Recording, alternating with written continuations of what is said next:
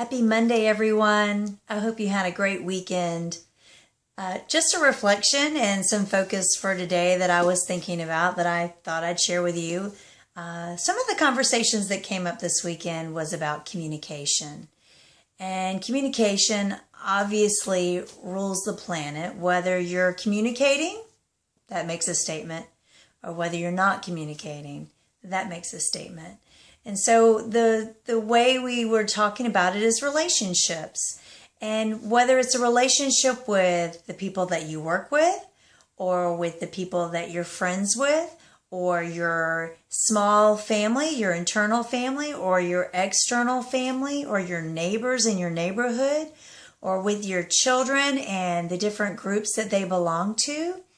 It just extends exponentially when we start thinking about relationships. And I was just praying about communication and relationship. And two scriptures really just came to my prayer time. And I was just going to share them with you as things to think on today, letting the scripture just kind of sink into your day. The first one is Psalms 19:14. Let the words of my mouth and the meditation of my heart be acceptable in your sight, O Lord, my rock and my redeemer.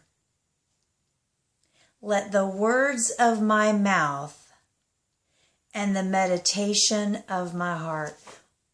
What are the words that you're sharing to others as you communicate? What is the meditation of your heart towards those individuals in all those different relationships?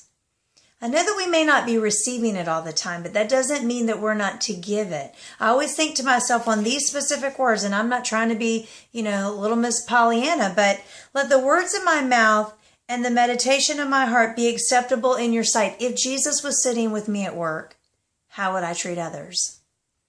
If Jesus was riding shotgun in my car, how would I drive? I really have to think about, when I'm sitting with those relationships, am I honoring God with the words and the meditation of my heart? What's coming out of my heart? And the other one is Proverbs 12:25. Anxiety in a man's heart weighs him down, but a good word makes him glad.